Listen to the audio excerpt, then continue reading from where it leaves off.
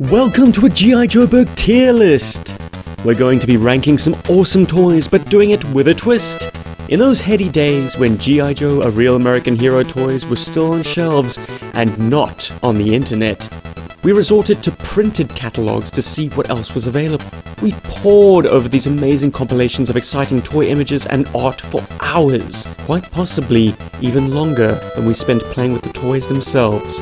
The worlds of possibility that they presented was such an essential part of the collecting experience. Catalogs differed year to year, and also region to region. But for three South African kids growing up in the 90s, no Joe paperwork was more feverishly scrutinized than the 1991 European Catalogue. In this video, we are taking a trip back in time and ranking these toys based purely on how they were presented in that historic document. We couldn't be more excited, and we hope you'll come with us on this epic nostalgia trip. I'm Steve. I'm Paul. And this is Rob. And today we're going to flip the catalogue over. In our final and third part in this series, we're going to look at the backside and look at the vehicles. Oh. Oh, no. Oh, no. Once again, fellas, let's take a little look at this beautiful tome. Beautiful. 1991 Euro Catalogue. If you have not seen our previous two parts, I'd encourage you to look at those before checking out this one. Or hey, just jump on in. Because as I said before, we're going to be flipping the catalogue over and taking a look at these incredible vehicles. If I thought the first side was tough, this is going to be even tougher. We start off with the Phantom X19. Oh, God. Oh. Yeah. Oh. Stunning. Let's take a little look at the write-up. Why not? This trans-atmospheric aircraft incorporates state-of-the-art stealth technology, comes with pilot, Ghost Rider. Ooh. Oh, man. I'm pretty sure there was a time in my life where I could recite those words from memory. And not just for the Ghost... the stealth fighter, sorry. But for all of them. Clearly the years haven't Clearly been not kind. anymore. No. That's over. Yeah, well, the fact that like the Tiger Force stuff doesn't really give us much detail was also like an interesting, it doesn't really, the Tiger Shark keeps the sea lanes clear of Cobra attack. It doesn't really tell us about the vehicle much. The same with the Tiger Paw, all of them, in fact. But we will come to a point later that 10 figures can be transported by the Tiger Cat, and that's going to be an interesting photograph to unpack. But we're kicking things off with the X19, piloted by Ghost Rider. Anyone have any nostalgia tied up with this thing?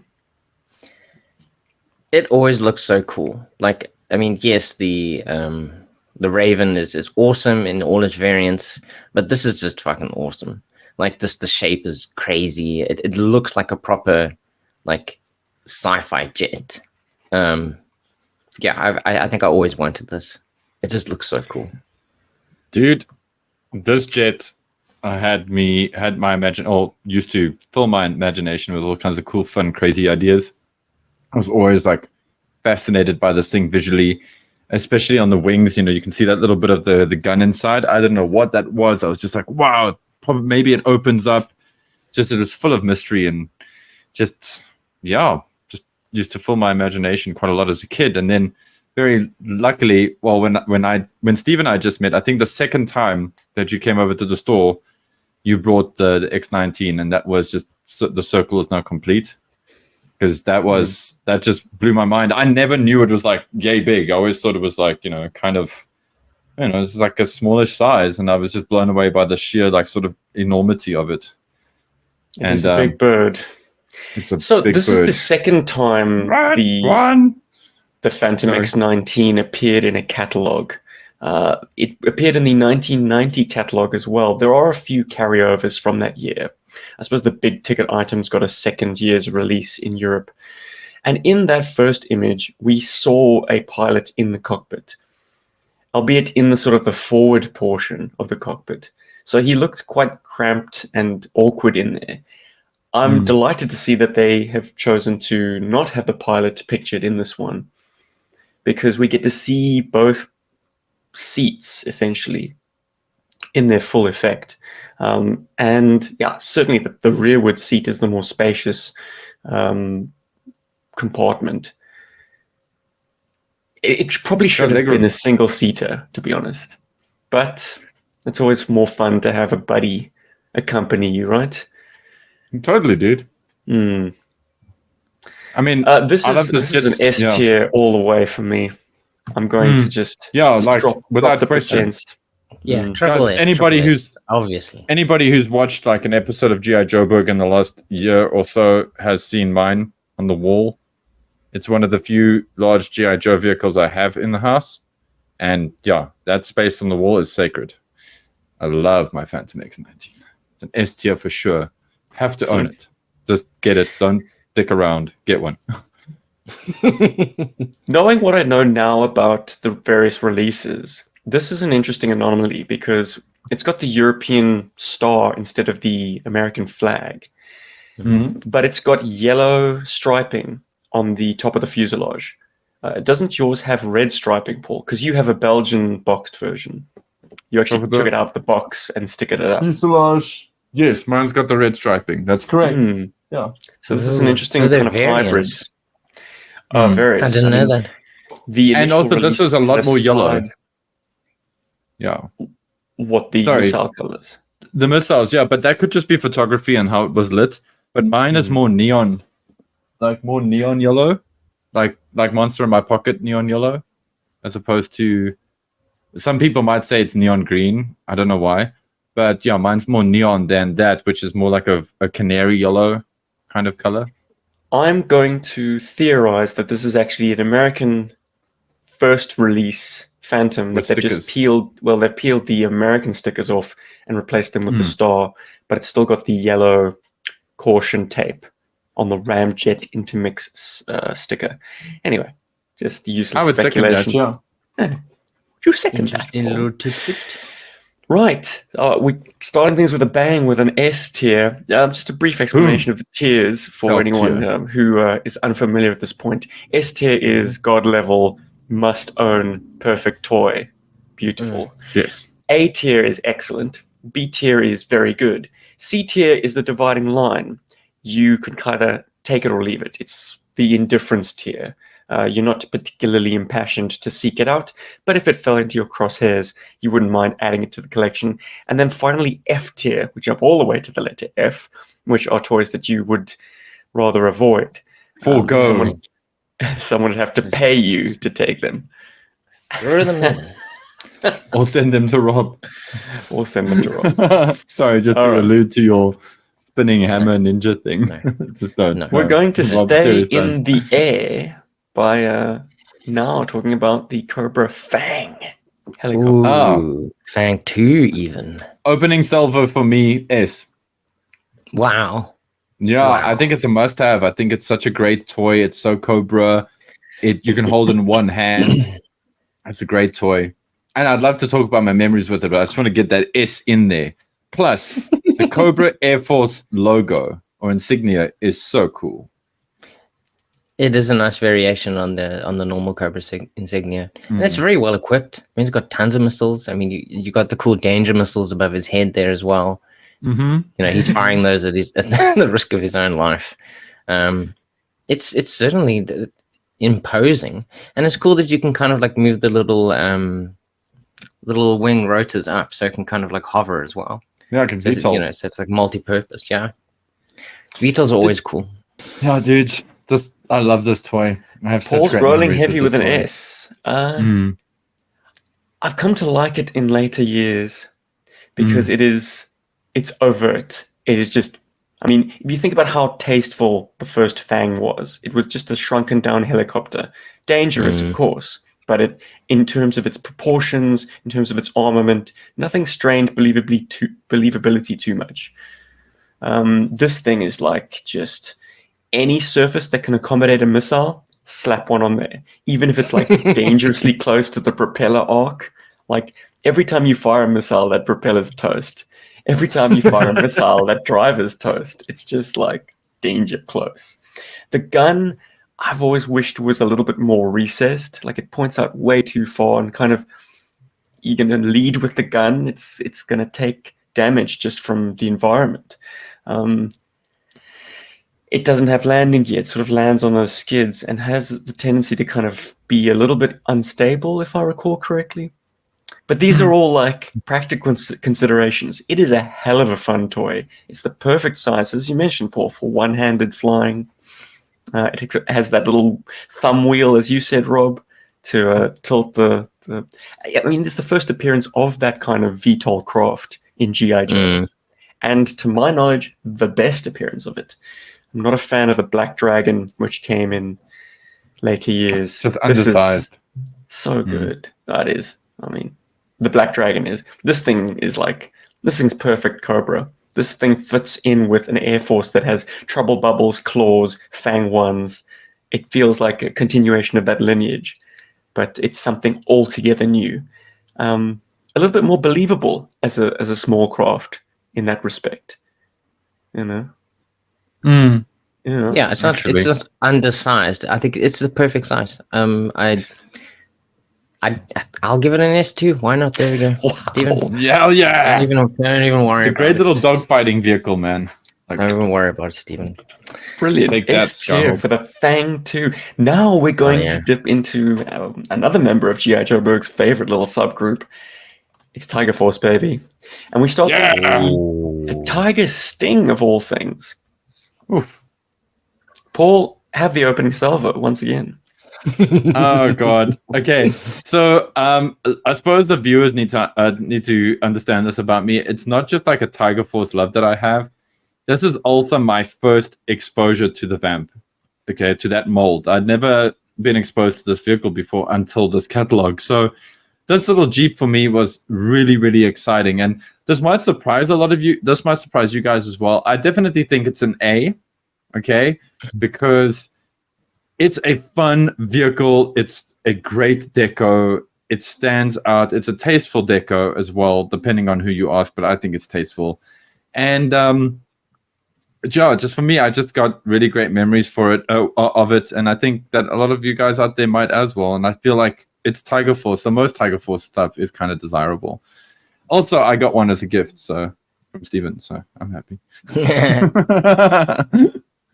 Robbie, why don't you tack onto that, buddy? I think if you can't get the VAMP, this is a, I'm not going to say second prize, but I mean it's a fantastic version of the VAMP, and I think the yellow works. It definitely works. It comes together, comes through very well. I think it's a really cool version of the VAMP. Do you have any childhood memories associated with it, Rob? I know you owned it, obviously. It was just fun kind of driving around and having cool times with it. Nothing specific jumps out at me. But then again, as I think we have often established, my memory is horrendous. It's a lot of fun. That's what I remember. It's just having really good times with it. Do you have specific memories that you can help share with us? So I got this Christmas of 1992. Which we celebrated in Johannesburg in my grandmother's flat that year. It was my first time in an aircraft, I think. We flew there. Yeah, man, we were balling. And I had the Cobra Wolf that year and this. And I also had I'm blanking on it. I think it was 21 of Special Missions. Either way, it was a snowy environment dedicated issue. It had Snow Job on the cover, dropping a satchel charge onto a Cobra Wolf, and the two drivers being like, "Oh no!" Very, very signature cover that. So this became my stand-in for the Snowcat, and I think back in the day, Fearless Steve was able to cram 3 figures in there. I had Iceberg, I had Avalanche, and I think I made Sub-Zero my third member, because they were all sort of Snow Joes, stand-ins for Frostbite and Snow Job, who appeared in the issue. Crazy. And they went up against the Cobra Wolf. This is not the European version pictured. This is the American version, which adds credence to my theory with the X-19, except just without the American sticker. And the reason I know that, apart from the water cans, instead of the gas cans on the back instead of the yellow water cans that would be sort of the VAMP Mark II's signature accessories. The fact that the molded shovel is not on the bonnet or the hood. The shovel and the bedroll. And those were always problematic because on the European version, that would then interrupt the tiger mouth. So like mine, But then my it's not really a stickers stinger always, anymore either. So yeah, it's weird. well, it's not a VAMP Mark II chassis anymore. It's the VAMP Mark I chassis, but with the tiger stickering. But yeah, I find the American surface looks better. In fact, I've taken the mouth off mine completely because it just never would sit flush. So mine just has eyes, no mouth. It's got its mouth closed, ready to. But when I discovered, I mean, Paul, this is going to go for all of our Tiger Force reviews on this video. But when I discovered that this was the VAMP mold, and the VAMP was actually green originally, I painted my Tiger Sting green, which I have in later years. And then I peeled the stickers off to paint it and preserved all of those stickers. Now, in recent years, I have removed that green paint and she's back in her tiger glory. And I've replaced most of those stickers. Wow. Save for the mouth, as I already discussed. It's a glorious vehicle. I'm delighted to see it. I mean, in the vehicles, Tiger Force can do no wrong because they're just very striking and it's an attractive paint job. And it was our earliest and, in many cases, only opportunity to get these legacy vehicles. So yeah, this is. I'm actually going to put this in the B tier for me. But Interesting. I have a feeling it's going to make its way into the A. What did you say, Rob? Yeah, I'm definitely giving an A. I'm with Paul on this one. I think it's definitely something you should own. What I'm curious about is, who do you think is in the driver's seat? Looks like Duke. Is it Duke? I thought maybe it was like. It looks like. I don't know if it is. Maybe.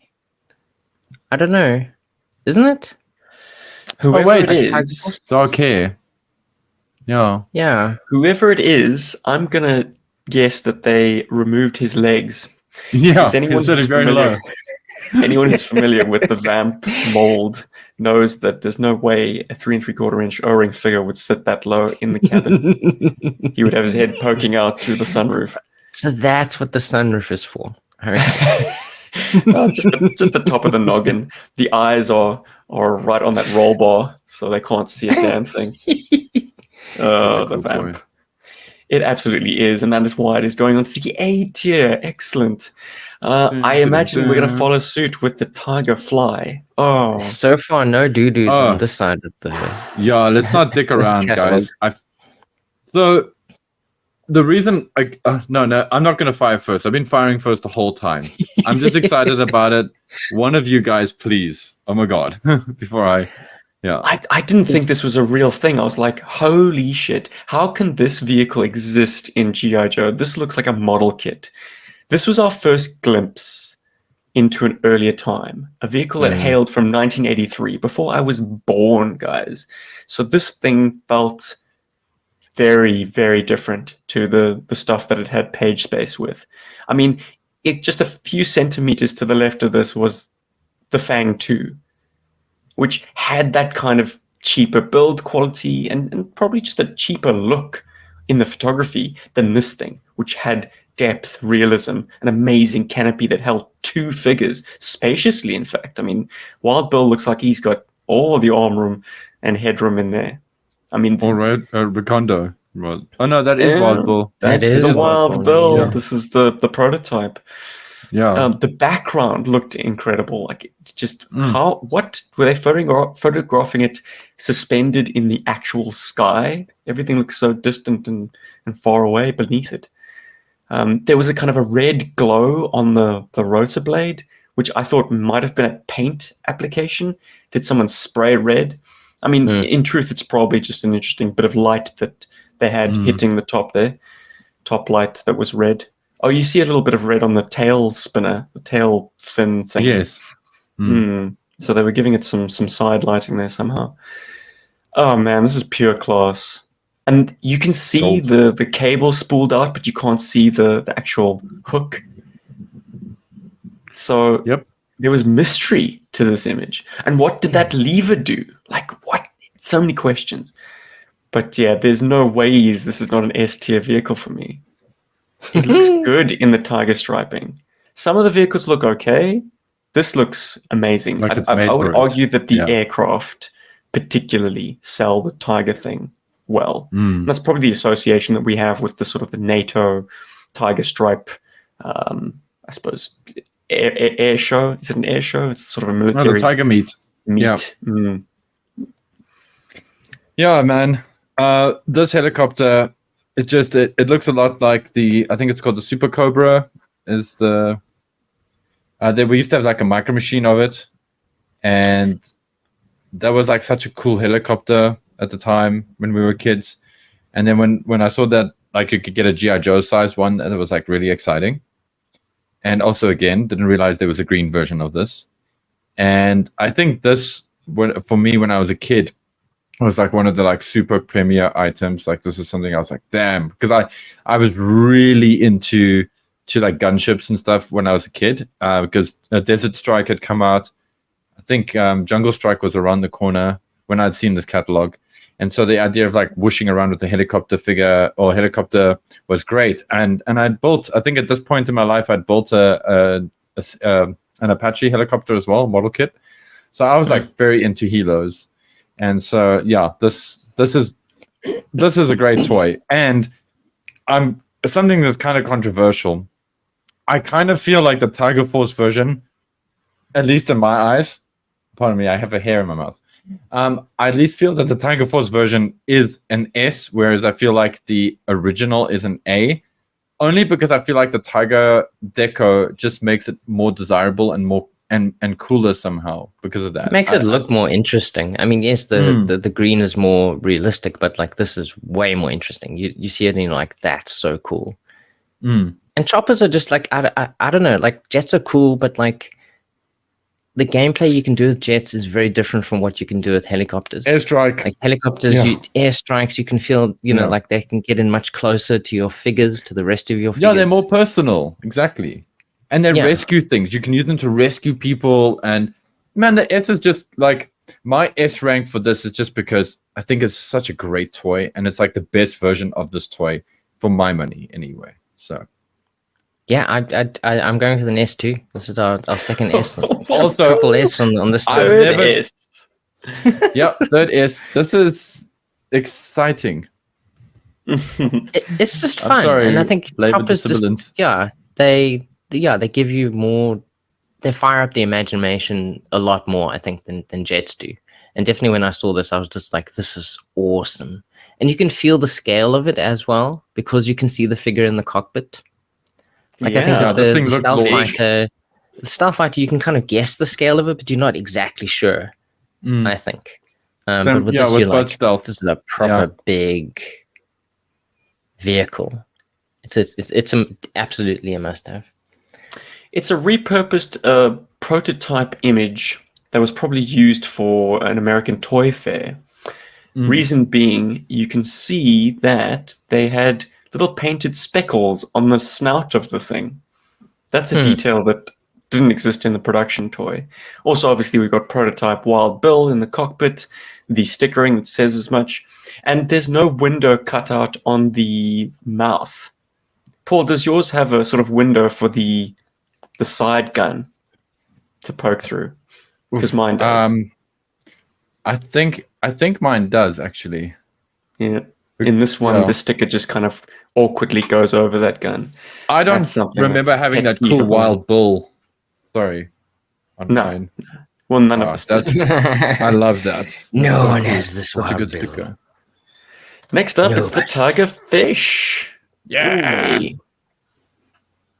This is your first Tiger Fish. This is your first Tiger Force vehicle and your first encounter with the Devilfish mold, Paul. Yes. Yeah, that's correct. Dave had one of these when I was a kid, and I was like, "Wow, oh my god, this thing's like really cool, and it's like a little boat and everything." And would mess around with it. And then when I was one evening, after like playing with GI Joe at David's place. I went home, and on the way out, David's like, "Oh, if you want to, you can borrow the tiger fish." And I was like, "Okay." And this was cool because now David wasn't there. So then I would obviously mess with the toy quite a bit, and then I found out you could remove the engine covers, and that was just amazing to my childlike brain, because like that was a great detail. It wasn't just like plastic over something, like you could actually remove it and there was like detail underneath it. At least I remember that. Maybe I'm completely wrong. Maybe I'm just filling in stuff in my memory, but that was just so cool. And also this shot is gorgeous. I mean, this makes you want to own this vehicle, I believe. It's a simple diorama, and they really crop in quite tight on it. But what is used to make water so crystalline like that? I know what I would do now to make that happen, but I don't Probably know what not they use. actually water. It's actually probably not water. You don't say. No, but Paul, you were Some about to sort say of resin. Mm. Oh yeah, Yeah. how are you gonna do it, Paul? I think it's definitely resin. Or it could be a resin, but like how I would do it today, you get something called UV resin, so which you hit that with a UV light and it pretty much cures instantly. And so you can kind of create these kind of watery splash effects and stuff with that. And is it glass like hard, or is it still quite rubbery?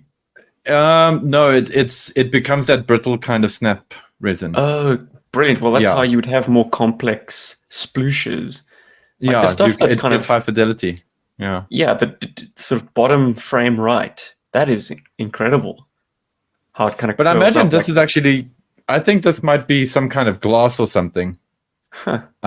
Like maybe they repurposed something that was used for like a Coca-Cola ad or something, and that was like made out of like blown glass or something. I imagine that's what they did for this.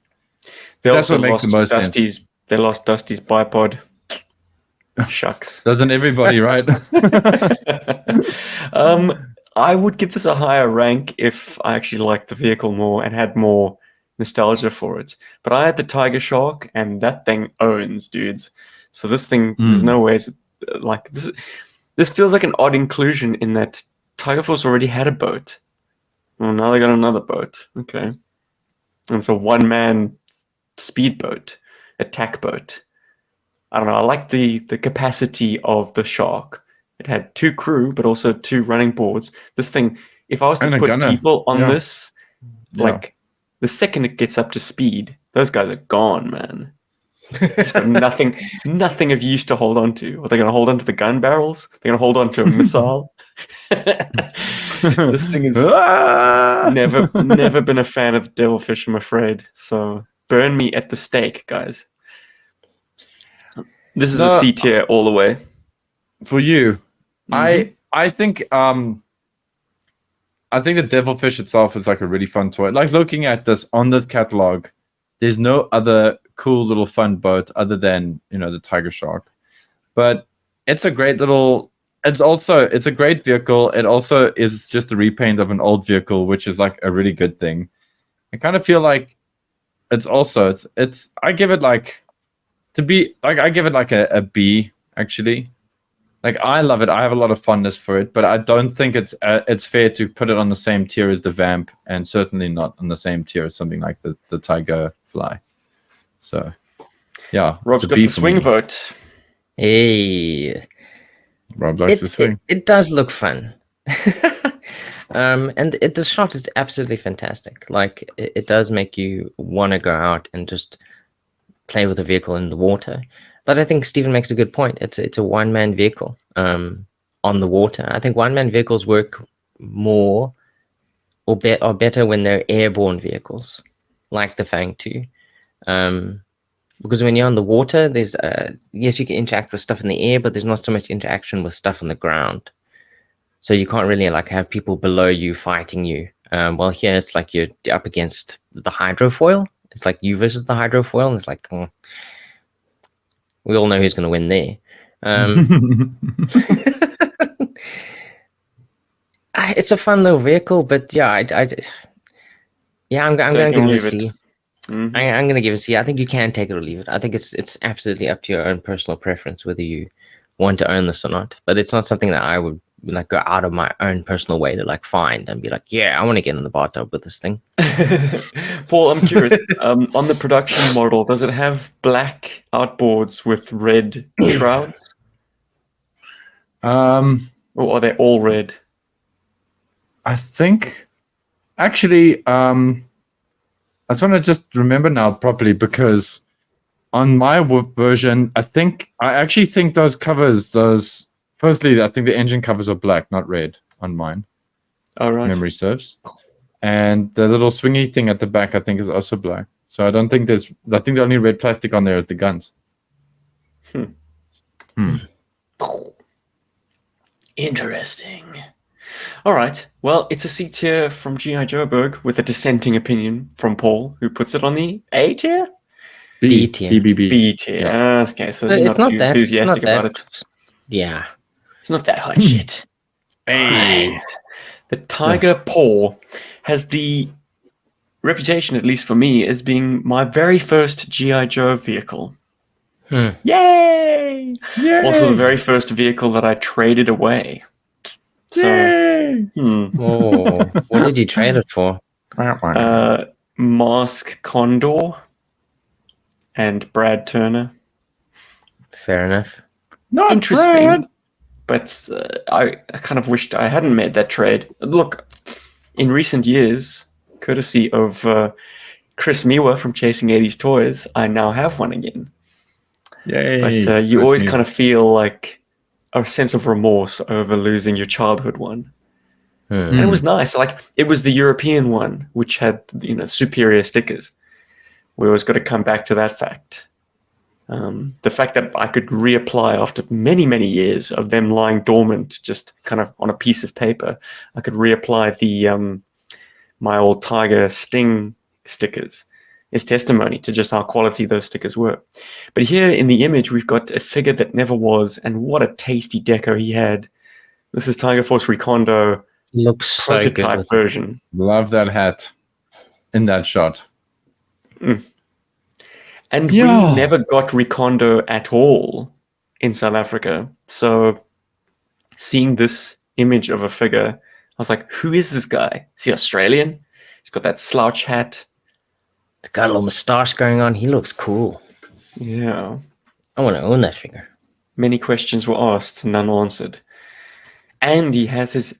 Oh, I mean, how daring was that? I guess the plastic was young back then, but he has his hands on the handlebars. Like, the handlebars are ovular, so they're thicker if you have your hands straight down on them. If you have them, if That's you what his girlfriend says. yeah, if you have your elbows kicked out to the side and kind of come at them from the side, it's more accommodating. But yeah, this is a thumb breaker.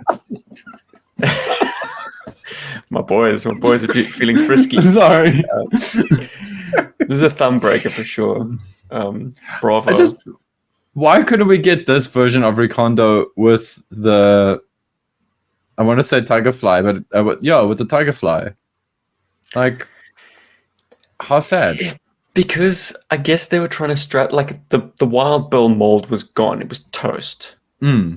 So that prototype was literally just a painted up version 1 Wild Bill. So they just basically took the Recondo mold and gave it the Wild Bill colorway. I guess they were maybe potentially wanting us to use that as Wild Bill. And in fact, in the European box, they did list it as Wild Bill, even though it is clearly the Recondo mold. But this is, I'm sorry that was the colorway that was chosen over this one. This one was probably a more detailed paint mask because it has the tiger striping, whereas that Wild Bill sort of blue torso, green. The green pants had yellow tiger striping. Yeah, it's not terribly exciting. It's not the worst, but it's not terribly exciting. Like, it's certainly not as cool as this one. Oh, this is him. You want to proudly display this. Which is why he dipped his legs into the Tiger Force pool, not his whole body. So, in terms of this vehicle, it's interesting because, again, and I'll be like honest here. As a kid, like this quad bike on this catalog did not like thrill me the way I wanted it to. And I think that had a lot to do with like having a bike from Bionic 6 or something that kind of broke out of the packaging. So I was kind of like sort of over the quad bike thing.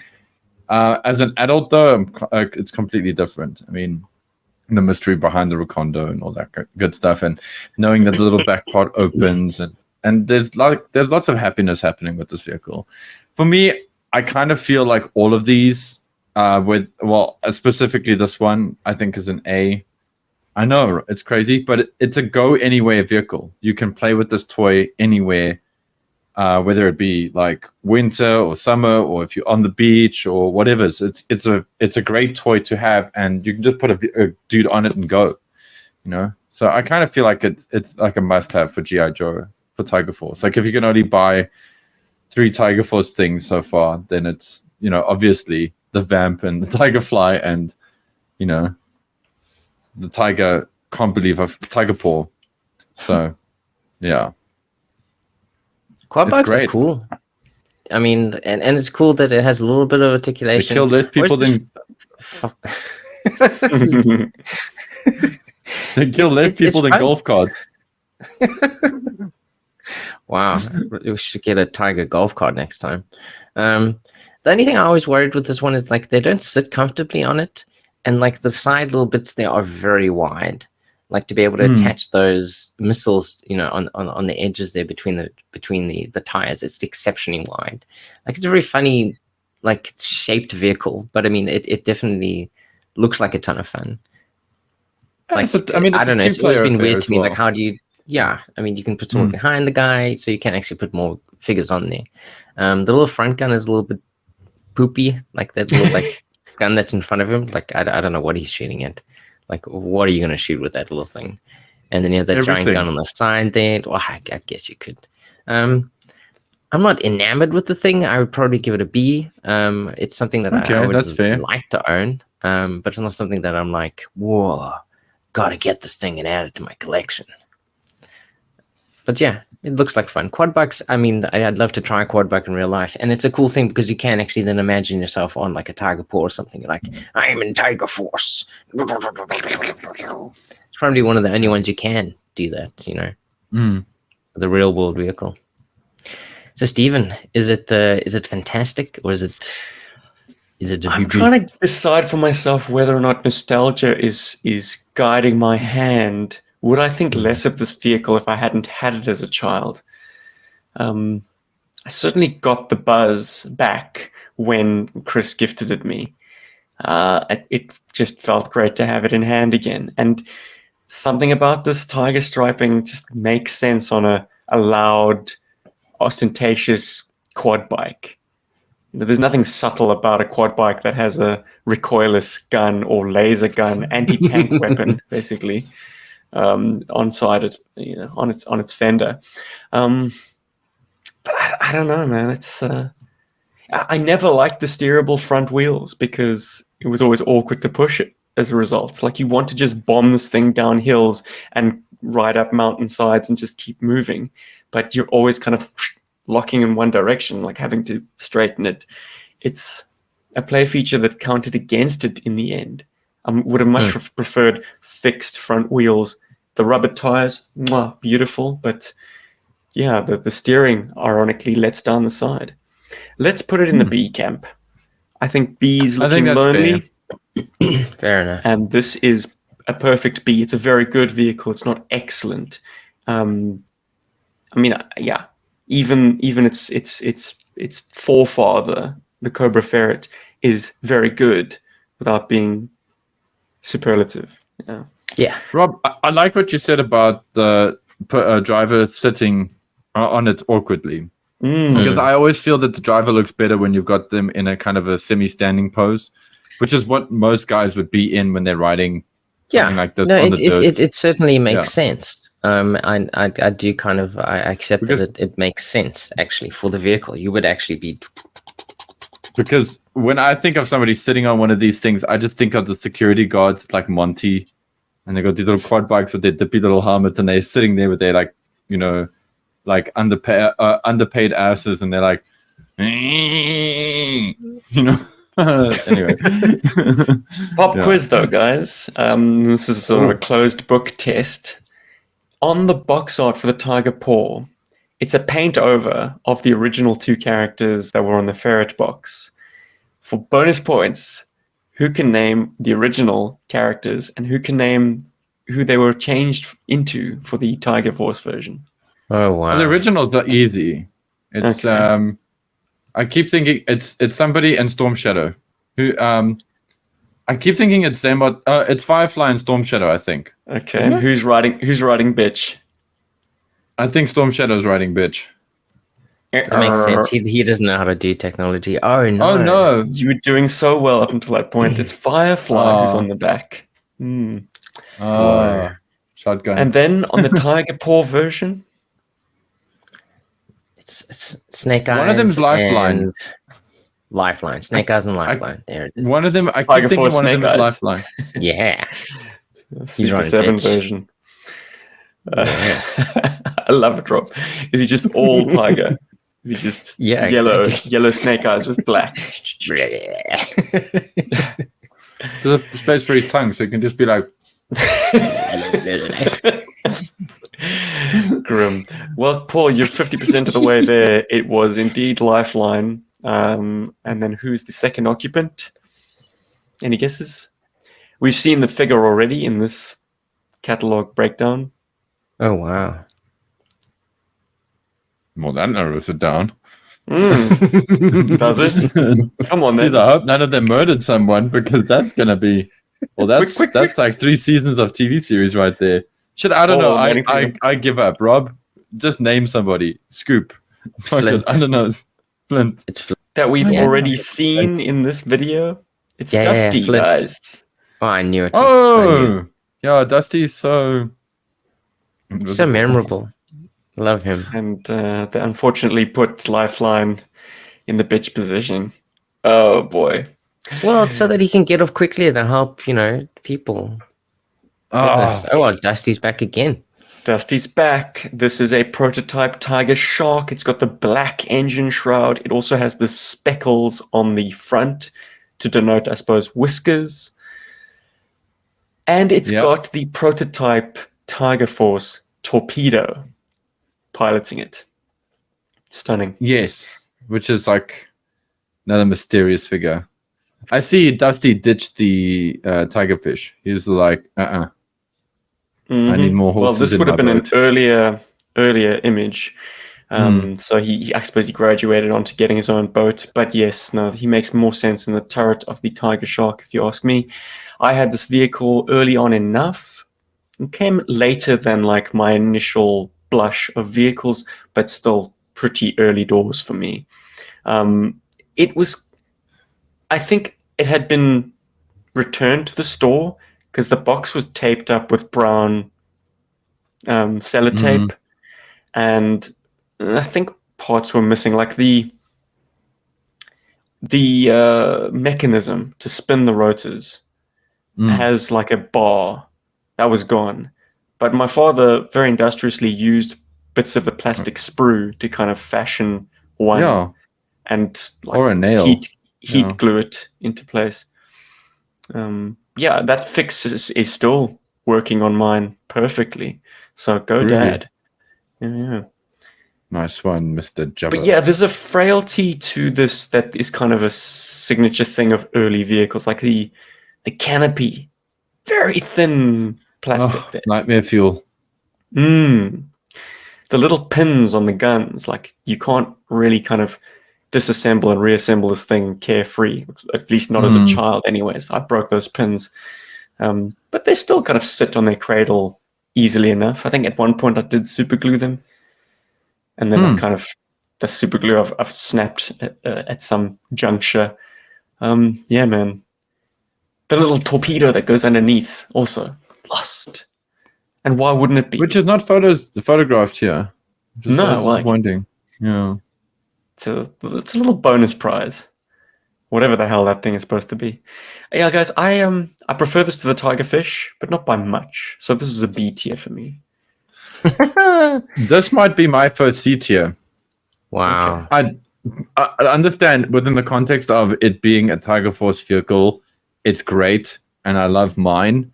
I also love the water moccasin, but the thing is, in the grander scheme of things, like with a clear, I can't with a clear conscience like make this an A or an S, because it's actually kind of a pain in the ass, and I'll tell you why I say that.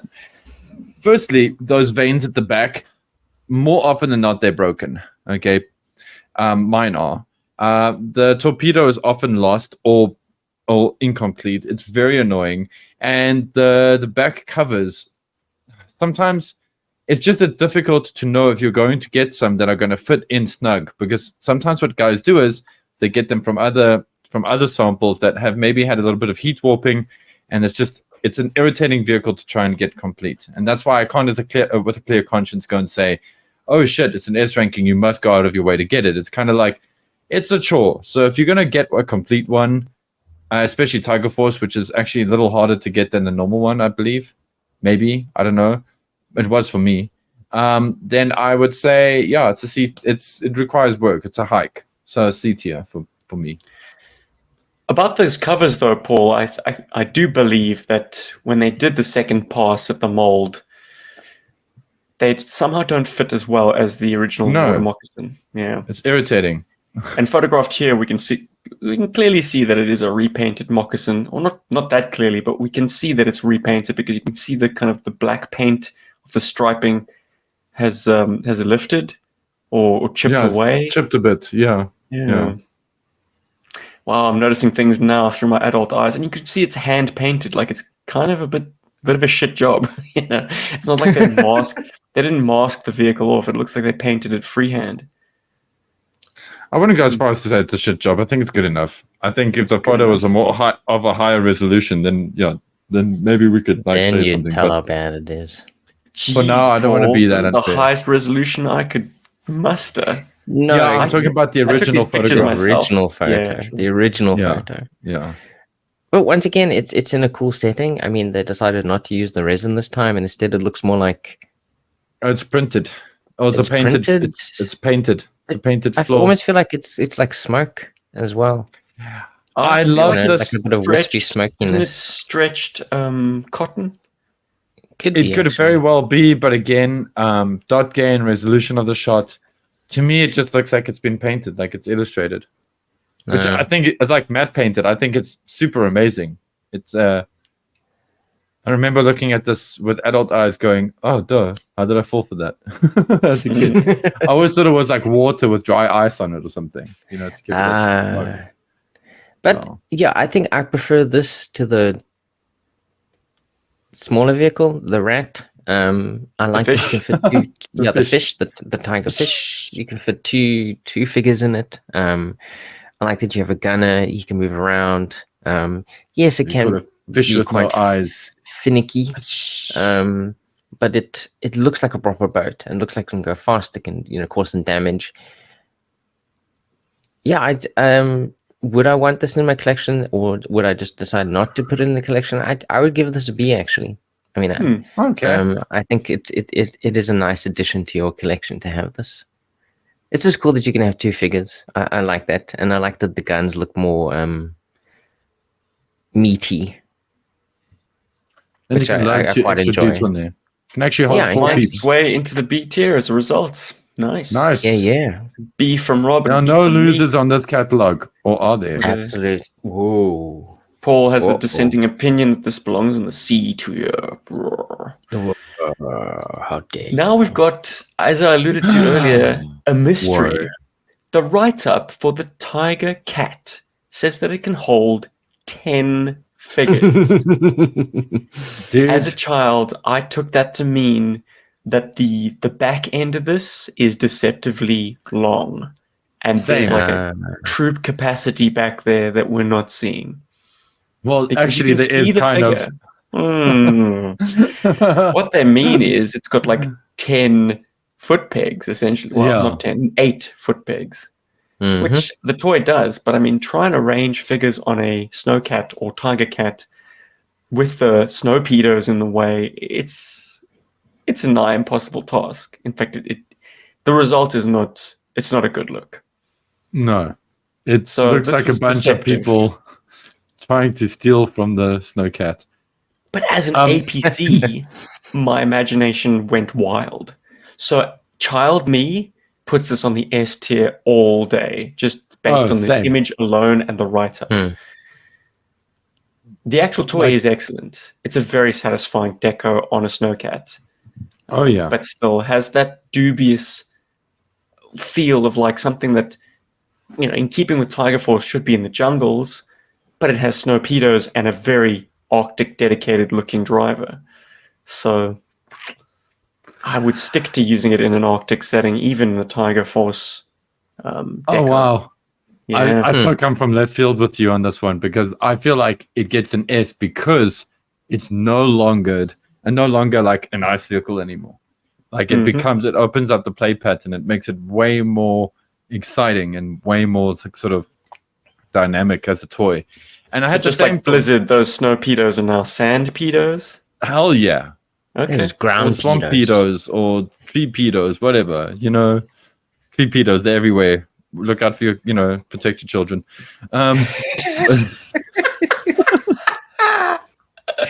But dude, this thing's amazing. I mean, it's a freaking snow cat, but it's also a tiger cat.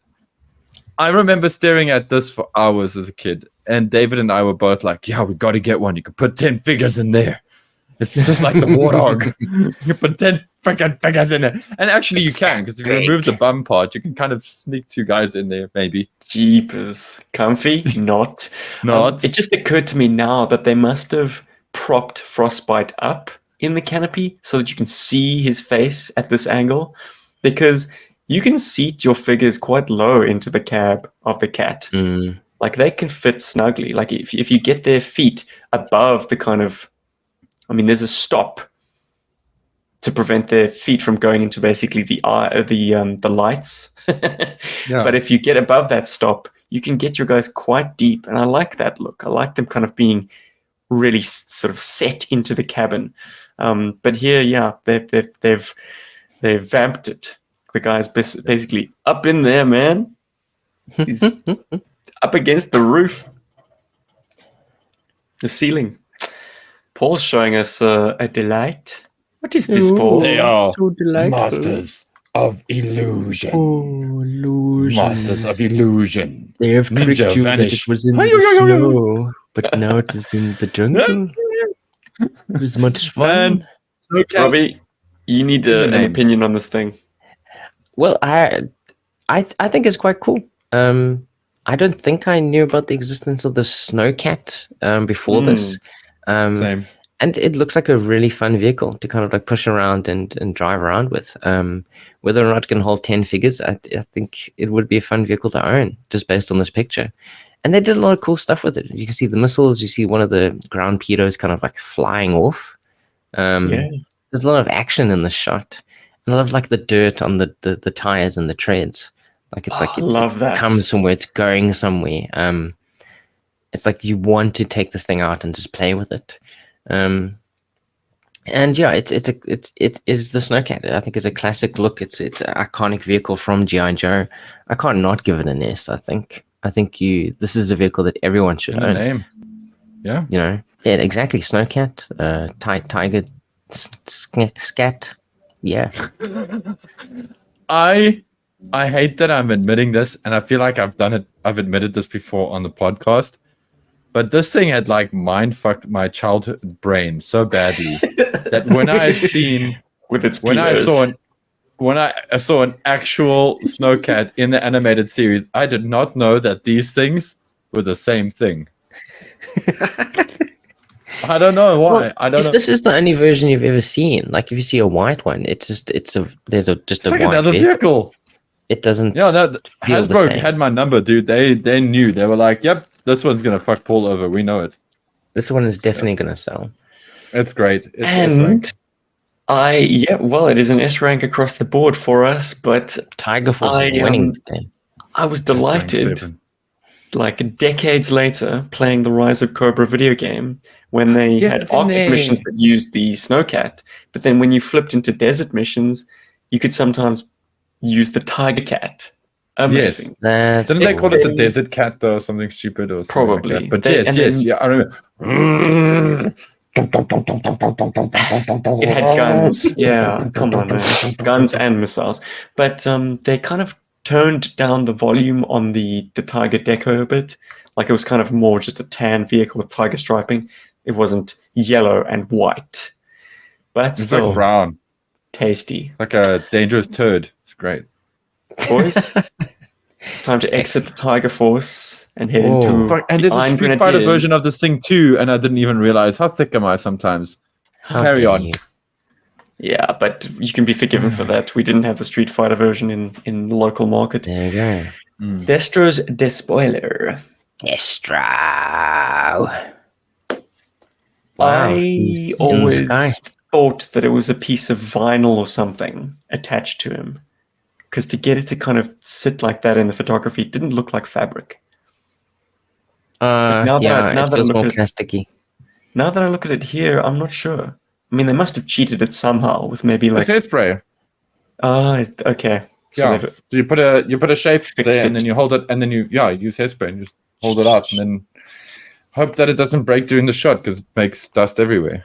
But yeah, crumble. yo, dude. Don't like. Even today, it's not a good look. It's Destro's sort of personal chariot vehicle. It's like the air Yeah, chariot. it's his air chariot, yeah. But he just... Yeah, it's kind of like a nothing vehicle, essentially. Is it elevated by its secret feature to attach to the demon? Which is something that... Ooh. Complete mystery I didn't know until I was an adult. From this catalog, you would I never didn't know that either. It's Stephen was an adult. It looks like there's a part missing. Like the front of it, there should be more to it. Like I feel there should be something else there. You know, like to make it more of like a jet type thing. It's like they just chopped off the front of it. Yeah, it feels like maybe it either attaches to something or there should be something in front of it. Yeah, it doesn't inspire like, whoa, wow. Well, this is more about Destro and less about the Chariot for me, because I feel like this is such an amazing look for Destro. I mean, I bought mine in the States. I saw it in Kokomo Toys, and I just about dropped the log in my pants out of excitement for this thing. So I'm not going to go and say it's an S, but it's getting the Destro by himself feels incomplete without the Chariot, I feel. So it is his accessory. I do kind of feel like because of that, and because of how great this Destro is, and because it's a Destro figure released in this year before the god-awful one that's coming in the future, which, you know, we are innocently unaware of, I would say this is an S tier. Totally. It's how lucky are we that we have two amazing vintage versions of Destro? You know? So what's dragging it into the S tier is the figure. Well, I enjoy mine. I've got it here with me in the office or in the study. Okay, it's currently in a box just to keep it safe because it does keep falling, but it hasn't broken, and that's what's impressive. But mine is great, and I've enjoyed flying mine around, and he's like, oh, I'm just, you know, I want huggers, want to drink some iron brew. It's great. I dig it. For me, it's S Club 7 Plus. I always read that thing on the side as nails on the wings. I thought it said tits. It could say tits. Listen, I mean, it's like a total Rorschach type thing. So now that you mention it, I think it could say tits. Yeah. I mean, I know I agree with what you're saying, Rob. It's a nothing vehicle. It's just something I have had a lot of fun with, and I think a lot of people will too. And it looks great. It's great to have. I mean, does Cobra Commander have a chariot? No. Does Serpentor have a chariot? Yes. So Yeah, only he does. bosses get to have chariots, not, you know, not hooded serpents. Anyway, Yeah. It hadn't occurred to me that Cobra Commander had never gotten a chariot of his own. I mean, Fred 7 had the bubble, the battle ball, the pogo. That was his baby. I mean, real Cobra Commander did pilot it once. But yeah. Look, this is a non-starter for me. Like, as you say, Destro is the prize. This thing is just to jack up the price, really. Give him a chariot. it does appear in the video game, and that is the sole reason why I bought it. So I guess for that reason alone, it sneaks its way into the B tier, but I'm going to settle on a C because this is a take it or leave it, absolutely, for me. Yeah, unfortunately I have to put it in C as well. I appreciate that Paul absolutely loves it. His emotions, Thanks, his guys. nostalgia for Yeah, it. this. But yeah, I could take it or leave it. Like it's not inspiring. Like wow. And because I know I can get the figure separately, because the figure is really cool, I would just get the figure. Like He just shoots personally, energy. I don't feel like I need him to have this. You know, he But can. in the just context of this be catalog, cool. remember that. That's Oh yeah, in the context of the catalog, Yeah. I think you know together it looks really cool. Energy. He's got energy blades that come out of his sword. He goes. Guys, this one I feel like we could take care of very quickly. Oh, wow. I'm just going to say it, really. Where's the picture? Oh, Cobra Bug. Oh wow, React. S tier. Of course. Good lord. The S. I mean, There's nowhere else it could possibly go. I mean, we've I mean, talked look so at much that about this thing. beautiful Like, creature. I mean, yes, they like took the hottest supermodel in the whole world, okay, and she partied a lot, and then they turned her into an action figure vehicle, and that's the Bug. It's And they sexy, knew how but cool it's it also was, a little fucked up. This dire So- is very cool too. I mean, would It's it be cool if you could mega. put more characters in there? Like, I'd love to see a dude in the back, dome. Mm. I think that would have been really cool. But like, it just suggests so much. You can do Guys, anything with this. I You can looked see at the this studio image. in the glint. You can see their diffuser. Yeah. Ah. Dude, I looked at this catalog image more after I'd had the Bug than before I did. Because this Bug was just such a magical vehicle for me. And I do think it's an incredible vehicle. I think everybody has to have one of these. I was very fortunate that I got to meet at JoeCon. I'm so sorry that I can't remember the gentleman's name because I'm so shit at this kind of thing. But one of the guys that designed the Bug, and I just had to tell him, like, this was my favorite vehicle, like, as a kid. It's like and it probably was my favorite vehicle as a kid, if I think about it. I mean, I pined for this bastard. And it was in a big box and everything. Sorry, I'm just going down nostalgia lane here. Was But this yeah, man, Dave look at this. Kunitz or Guy Could have been Cassidy? Dave Kunitz. Ooh, shit, dude. I think it was Dave. I Okay. can't remember now. Yeah. I feel like really, really shit. Because had I known that he was standing there for the signing panel, because I went there, I just thought the queue was for Larry, And then I realized, the queue is for Kirk and Larry, and this toy designer. And had I known he was actually there, I would have really done a little bit more effort to bring him something cool to sign, like this catalog, for example. That would have been awesome. So Christmas of 1993, I knew that this was under the tree. And I remember passing out on the couch that night, watching Dead Poets Society for some reason. That was on. it was great movie. Mr. Holland's Opus. Sorry. Mr. Holland's Opus. Opus. One of the two. I can't recall. Anyway, it didn't captivate me, not nearly as much as the catalog, and looking at this and marveling at all the potential places you could put figures and how I imagined it to have the kind of like Millennium Falcon effect, that there was a kind of internal space that you could kind of walk your figures through and access all the areas. I mean, the real toy doesn't do that. It's all very much more compartmentalized.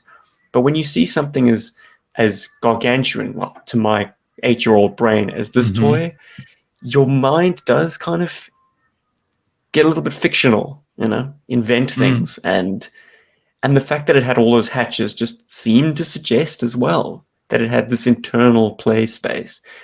It is always going to be a little bit of a cop-out that the middle of the craft is not a troop carrier. Like, don't get me wrong, those hover skis are nice. They're a nice bonus vehicle. But I almost would have preferred to be able to have divers in there under those hatches.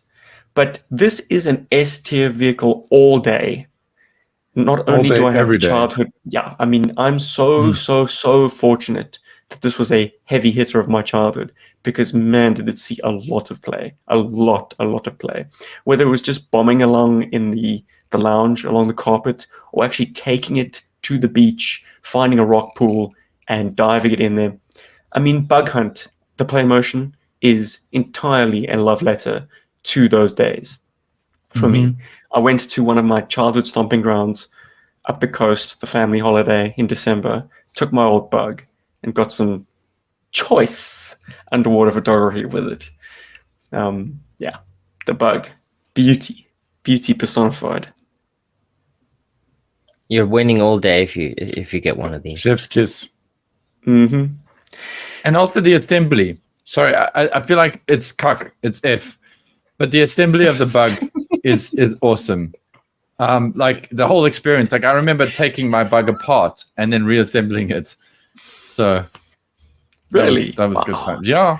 I used to love that. Before I used to before you trashed it completely. before I did battle damage to it much later. Yeah, with the Did you take a screwdriver. soldering iron, a screwdriver? No, it's got a hot screwdriver and a lighter. Just where I learned how to use a lighter. And no idea where the shell wound up. Oh no, it was thrown away. My dad was like, "He's cock." Kan ek dit weggooien? You've ruined it. It's broken now. It's gone. Yeah. It's gone. You've played it. All right. You've played it dead. Played it to death. It's Ah, the thank you. pulverizer's time. Trauma again. Pulverizer, cool dyer, Does cool the occupant... driver. Yeah, exactly. Look at that F crevasse. vehicle. I don't know. Like it's like it's got that weird thing where it pops up and you push it down and it's like, why does it need to go further up? It looks like it's complete. It's almost too sci-fi. Like with that laser cannon, especially if you compare it to other vehicles that GI Joe are coming out at this time.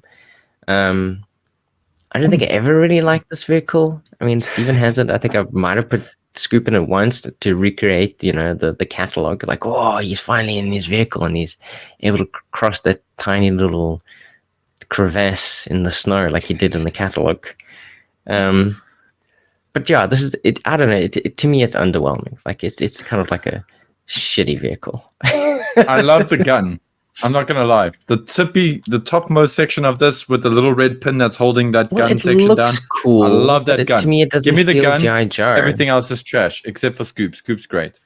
Well, yeah, but like it doesn't feel GI Joe. But then you realize, Battle Force 2000. Yes, it should be more sci-fi. But like, I don't know. The colors are good. I think. I mean, it's a good color scheme. It's not too out there. But yeah, I've never been enamored with this vehicle. I would just F it. I'm giving it an F. For sure. We had all the Battle Force 2000 characters single carded in South Africa, and this was the only vehicle they had to man. I was like, where's the rest? Where's all? Does this even form part of the base transformation for? No ways. You could kind of park it next to it. I mean, everything is very loosely assembled on the Future Fortress, so this could very easily just form a, I don't know, parked vehicle alongside it. I think they I think it was never meant to be part of Battle Force 2000. They just didn't know what to do with it. They created this. It could even be from a completely different toy line. Mm-hmm. They're like, oh god, what is this? This is that's a toy line that integrated popoids. Yeah, guys, I think so. Why do I have images of this vehicle with recoil driving it, and also with Lightfoot driving it? For some reason, the box art had recoil. He even had the gun chucker in his hand. Awesome, proudly displaying the weapon. Lightfoot, I'm not sure. I only ever associated with recoil and Scoop.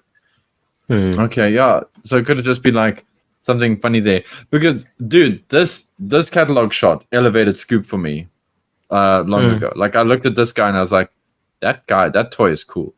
I like that toy. You can put him in vehicles. You can actually have a use.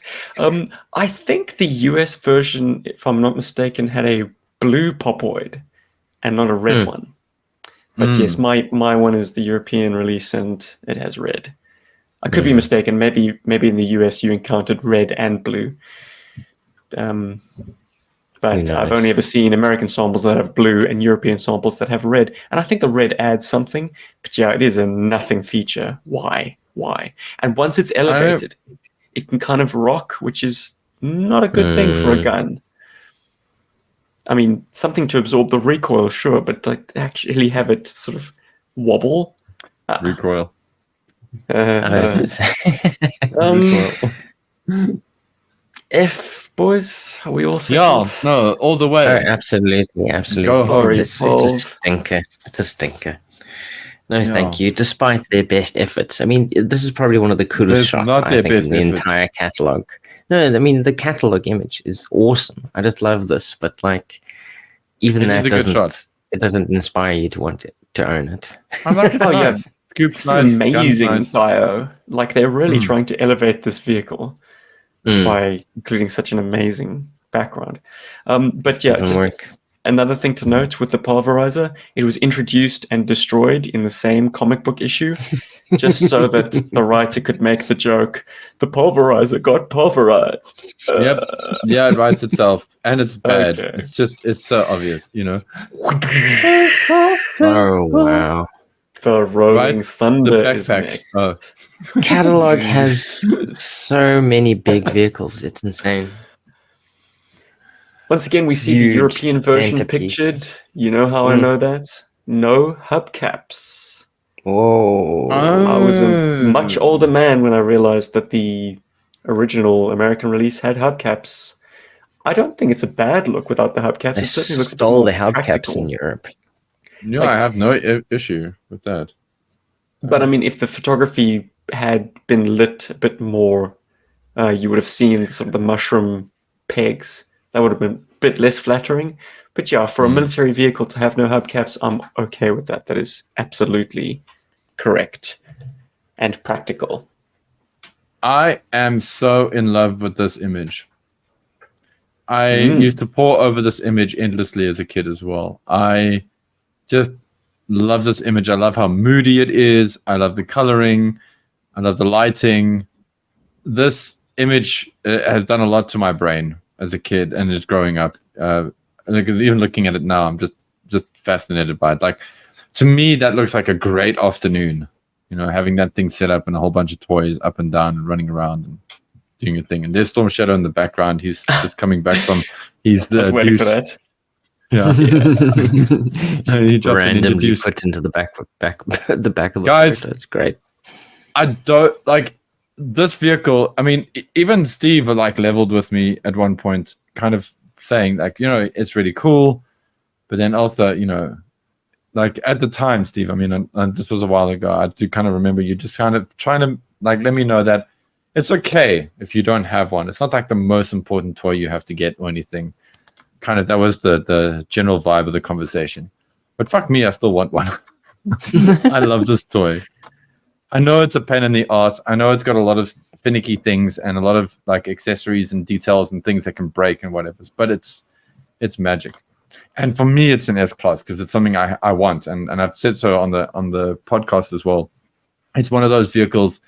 I think it's very possibly the last big GI Joe vehicle I need in my life. Is the Rolling Thunder. So You need the It general. has so much going on with it. You know? I prefer the Rolling Thunder. Whoopsie. Oh, whoops. Sorry, I decided to guide us a little bit more through the image. I've opened a new tab. We went too far. Sorry. You know, Armadillo actually looks good. Pictured here. He should just stay behind that Can't glass. barely see him. Yeah. He looks Notice that fantastic. this is a prototype version that had a kind of a cutout there, which I assume. Oh, for like stairs. Yeah. Ah. How cool would that be? A little bit of extra. That would have been Fucking super awesome. cool. I mean, it's a once again just such a nothing burger little bit of world building. But as a child, I wondered what that denoted. I also thought that this was a hatch cover and not what it Me actually too. is, which is kind of a radar dish. I Oh, assumed would've it been was nice. just kind of like a cowling, or it's like something with the gun. So he kind of like sits behind it like a little shield. Mm. That's what I always Okay. thought it was. So like the Like hat he's becomes handling a the shield gun. kind of thing. Yeah. So it's kind of like a I mean, only after getting this thing did I realize, no, you're exposed to the elements. This roof is always It's open. literally just the hole in the vehicle. That's unfortunate. Amazing that you can see weld lines. Like these panels, that you can actually see the metal welds. That was a bit of sculpt detail that was added, unnecessary, but wonderful if they have it. Really adds Great moment for Budo. Yeah, exactly. Your time to shine, Budo, my boy, before you get burnt to a crisp. This is a textbook case of like over design. Oh, gun yes. chairs. This is just some overt Gun G.I. Joe chairs, shit. the giant gun at the back. This thing is so missiles 11. vehicle. Attached to the barrel of the cannon. I don't know about that so much. The turntable of doom. This thing. It's like, So much better than the Cobra Battle Barge. they're throwing so much extra value into the box. The scout vehicle, I've never been able to like get mine in and then been able to close the missiles and the lid over it. I mean, like, sorry, the missiles go underneath into the sort of And that's saying a cavity lot, beneath. kids. Because I Steve can't knows how do to it. futz with a toy. Yeah. Yeah, and I've yet to get it right on my sample. Just I don't want to push it.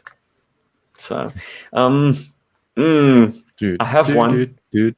I've certainly pined for it as a child, but that's just because it's like you pine for that thing that you know that you can never have. I mean, it's like seeing it in person is one thing. Convincing your parents to buy it for you, it's something entirely different. So this thing was a absolute pie in the sky.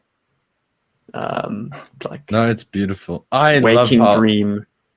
it's terribly like over designed. It's essentially a armored rocket or missile launcher or MIRV launcher. Dude, it's still cool though.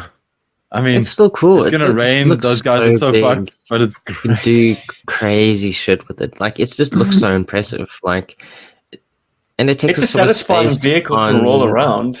That's for Yeah. sure. It takes up so much space on the catalog that you can't help but be like, whoa, like this is one of the featured pieces of this entire catalog. As a catalog piece, I'd absolutely give it an S as well, I think. For sure. Totally, man. Like it's a big thing. It's something you want to work towards, you know. And it feels like a base. It's like the center of your play as the GI Joes, which I think is the same like with the Bug. You know, like that's the center of play for the Cobras. Like this is where they launch all their characters from. This is what they kind of like go out there and do this, you know, do stuff with your figures. My younger self is also very happy with me when I look at that image because with the exception of Armadillo, I have all of those figures, which makes me super It's a lovely happy. showcase of the figures. It occurs to me that this is selling you the figures as well. This thing would look very vacant if it wasn't replete with figures. It's really showing off all of the 88 team kind of all together on this vehicle, all having a function. Like everyone's kind of got something to do, except for Storm Shadow. No, he's already done his thing. Guys, come on. Nah. Oh, jeez. Shockwave cool. actually thinking he's being useful by pointing his gun skywards, like, I'll hit them too. What's Muskrat doing with his arm? Want to reaching over. Bet you can't shoot the missile. Bet you can. Hold my beer. Or to get my arm tanned. All right. Hey, this is an S Shockwave. tier, apparently. Yeah. You know what time it is? Yeah. It's shoot the ninja. Boys. All right, cool. Excellent. We have been very generous. We have a sum total of 6 S tier vehicles in this Yeah, no, list alone. you can't stop us tonight. Oh wait, you could. All right. You could try. After 13 Try. comes 14, guys. Oh thank God. About these vehicle packs, I think I have the most to say of all. Oh yeah. So definitely. I'm gonna go last. Oof, own it. I think, well, for myself, I see these things. I'm like, okay, these are backpacks. I think the only one I had experience of as a child was the helicopter one. I think Stephen had that. So good. Entire childhood. I always remember having it and playing with it. All the other ones came much later on. I think Steven owns all of them at this point. I have fiddled with them. They're fun little things. But like just looking at them in the catalog, I'm just like, it's what are you trying to sell me here? A giant backpack that does something, I guess. And like tiny little like tricycles and tiny little gun things that you shoot. To me, at least, just looking at it in a catalog, I'm just like, okay, you just threw these in to kind of like have a cool picture of guys, sitting around on rocks. To me, they don't look that impressive, unfortunately. They're not things where like I want to go out of my way to own them. They look like little fun little things that if I'm lucky, I'll get in like a lucky packet for Christmas, when the Christmas stocking, like, oh, okay, here's an extra Joe thing for you to have. Yeah, so we're starting out with a very mellow opinion here. I'm sure that it's going to get much more bombastic as we go along. Paul, tell me. Oh, dude. For me, I don't think we realized how good we had it with these figures, with these vehicle backpacks. Should I say vehicle backpacks, whatever. Because looking at them now, and as I have looked at them now in my sort of adulthood, as a kid, I didn't really appreciate them because they were kind of everywhere. And I kind of got sick of them because I wanted to see the GI Joes, not the backpacks. That put me off back then. But I had the scuba backpack and I had the helicopter. And I think the scuba, the rocket sled, and the helicopter are by all means the best ones. And I can even go as far as to say that the scuba pack and the helicopter are kind of like A-tier must-haves because they're just so cool as toys. They have a very special function in G.I. Joe in that they motorized G.I. Joe vehicles, which is super rare, and they are quite functional and very well pulled off. And at least one of them has been homaged by a future release, which is interesting. I'm talking about the helicopter backpack.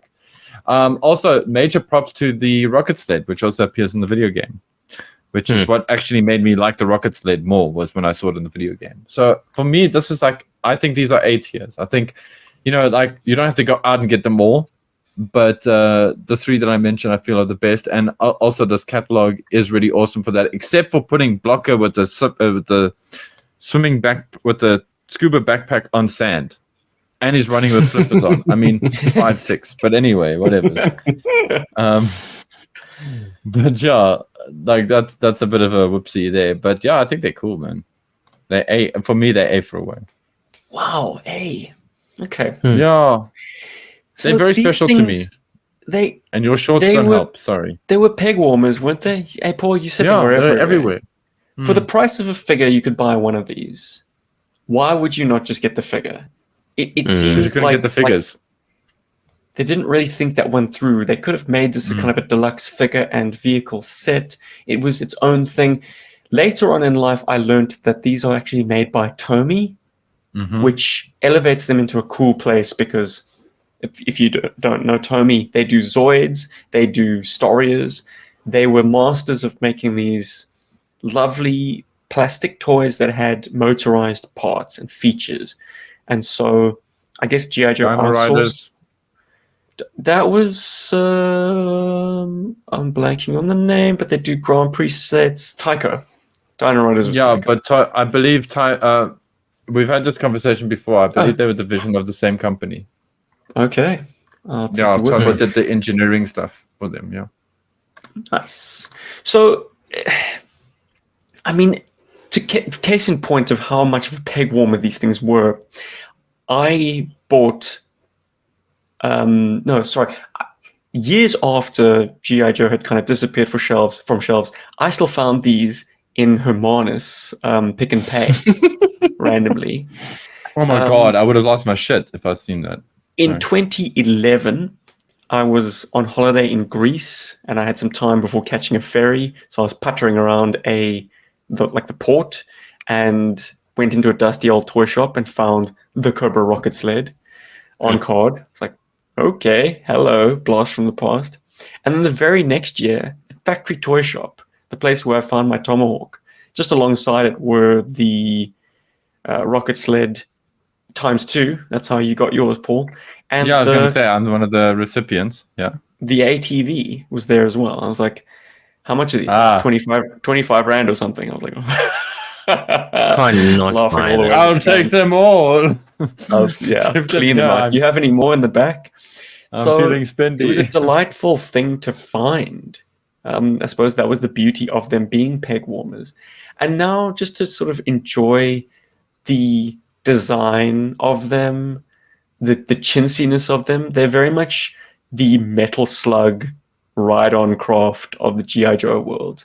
Like, you have to divorce yourself from reality and go into a kind of video game type logic when you're playing with these things, because absolutely the figures look ridiculous on them. Kudos to this catalog for actually placing the figures on them. There are images of the tank car in the Benelux catalog, and the character's never riding it.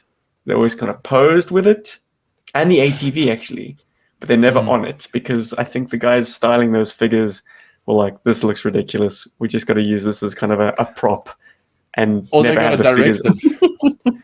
Yeah, Or they possibly. got a directive to, yeah. They did They also show show the vehicle, but they put it on. Voltar. They show Voltar on the rocket sled, but they've dislocated his legs in a sense. Maybe taken the O-ring out so they can better ride it. Because let me tell you, there's no good way to make a character ride on that thing. His feet are always awkwardly poking off the back end. I mean, it bears testimony to how much I love this as an oddity that GI Joburg has done to date reviews of all of them except for the Cobra helicopter, which is probably the strongest of the lot. But my sample is my childhood one, which is something that I was given. It wasn't even a trade. A friend just gave it to me, which is why it's always been in my collection. Yeah, and I would.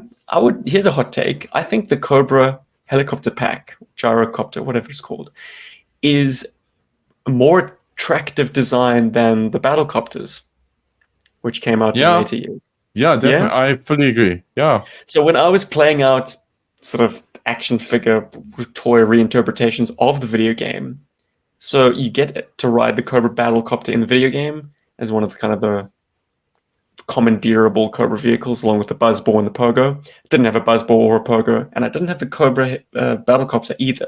But this was a perfectly good stand-in. And I think it's the only one of these packs that has found its way into the pages of the comic book. Yeah, a bunch of Cobra Troopers and Firefly in disguise as Iron Grenadiers are assaulting the Cobra Pulse Beam Death Ray control station in the Chrysler building, I think. Yes, that's got... what's the name? They make their escape.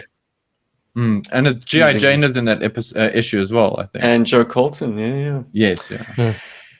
Right. I know something. I know that one. I think that's enough of me blabbing about these things. For me, they can only be as high as a B because they're beautiful, but I can't find a real use for them. There's always going to be a vehicle, an actual vehicle that like supplants these things. Well, then I have to agree with the B. Then I'll go B with you. Paul, I'm A, guys. You said A. I'm very excited. Amazing. Yeah, I'm A because this is a crazy bastard. the three of them are totally worth it, and the scuba pack and the helicopter pack are just so great. I mean, the scuba pack is problematic in one important respect. You can't put it in water. More than any of the others, it is reliant on the back plug. And the back plug being a good fit. Because if the back plug isn't a good fit, you're not going to be able to get the mask over the character's mouth. Yeah, because it'll be too tight. Yeah. This back plug is too big for most figures. Yeah. Bit of a bummer. So buyer beware. Collector beware. Player beware. For whatever reason, Recoil is my go-to. He's not going to get all the way down to the very bottom of this. It's not the snuggest. Well, it's too snug, but it's slightly less snug than the other figures. And because I guess he's wearing those green shades, you could imagine those are goggles. And so, yeah, it's a better look than most. but it's still, yeah, you'd want to put wetsuit or something like that. Like maybe it was suggested to me by probably Debuya J that what if you used Battlecore Shipwreck, and I followed up on that with him. Unfortunately, Battlecore Shipwreck, just his screw hole just ain't wide enough to accommodate that plug. The wild and All wacky right. world of scuba diving. And I think that's all we need to say about the motorized action packs. Yes. Delightful Yeah, I vehicles. Oh, we actually cracked a mention on Form BX257's review of these when he said that he didn't realize that the Cobra rocket sled had the added feature of not only being a pull back and go, but it's got a fan at the back that would rotate. He said that thanks to GI Joburg pointing that out, now I know. Like, I hadn't realized that before. So, yeah. Hell yeah. I hope Kevin's doing okay. We haven't heard from We're him in famous. years. Form BX, you awesome human. You legend. All right. The Rated, guys. Hit me with it. Did this do weird things to your brain, Paul? It did. It did a lot of things to me. And if I'm only going by this catalog, I was fascinated with this vehicle. You have no idea what's going on. You're like, okay, so it's a tiny little tank thing, and it comes with a base. So there's a base you can set up somewhere, and the tank thing protects it somehow. It's mad. It's just, But Rob, we were it's Star stuff- Wars You get kids. two Didn't vehicles you in think one. that it was a walker? It had legs, Yes. Yeah. tank treads, Legs and in front. legs. Weird. yeah. Wow. Two vehicles in one. It's weird. Didn't give itself any favors by being this kind of broken down view. No, it really didn't. Yes, it informed us what the vehicle could do, but it didn't show off its Features, cool yeah. factor. I only really fully comprehended how cool this thing looked when I saw yours in hand, Steve. And that was at like 3 o'clock in the morning at a gas station and on our way out of Indiana. Everything looks good at that time of night. Yeah. The write-up is also mystifying. It said, GI Joe Reader, all-terrain armored battle tank with scout vehicle. Comes with driver, hot seat. So we could ascertain that was a scout vehicle. And I guess the more industrious of us could figure out how it attached. But I didn't join the dots, man. I think if I had, this would have been the toy that I indicated to my dad to look for on his European trip. Because if you recall from the last time we met to do one of these tier lists, I reproduced a letter that I'd written to my father telling him that he needs to look out for the Cobra Razorback, which is just a fabulous collection of guns and glass, and it just looked fast and dangerous, which was exactly what my 8-year-old brain liked. But yeah, the Raider would have hit the same notes if they just showed it in its more together look. I mean, it's a strong. Well, that's with the look catalog, together. you can only see that there's only one shot for every vehicle, so they had And I to thought they'd choose. Like, do you show off? sell it more by showing off the features, but I think it would sell more as maybe it's just too plain. Otherwise, I don't know. We'll never know. But it's a weird look having it broken down like this. It looks like it is actually broken down. Like, let's see. Needs to do some field repairs. It's in the machine yard. All right, guys. It certainly looks. So- It does fascinate you. It fascinates you. You see it, and you're like, well, "What is this thing? I want to own it just to know what it is." That's what it is. Yeah, it is. It's a fascination. You know, you're just fascinated with it because of not knowing what it is. I mean, the coloring is cool. Hell of a It's dire, cool with though. a bunch of missiles. Oh, it's fantastic. Oh, They chef went out of their kiss, way yeah, to kind of great. like set this thing up really well. It's got a mountaintop it's- overlooking the sea. Whew. It's very, very cool. I know about a Right, dozen spots in Cape Town that look just like this. Oh man, beautiful. Bring your radar. So, yeah, exactly. guys, where does it fit on the list for you? I don't know. It's difficult because it's like it's fascinating, but like you don't know what it is. You don't know what it does. So you kind of like taking a risk by like buying it. You're like, okay, so it's a little Walker, funny Walker weird thing. I really don't know. To play safe, I'm Looks like a lot of probably fun. going to give it a, yeah, it does look like a lot of fun.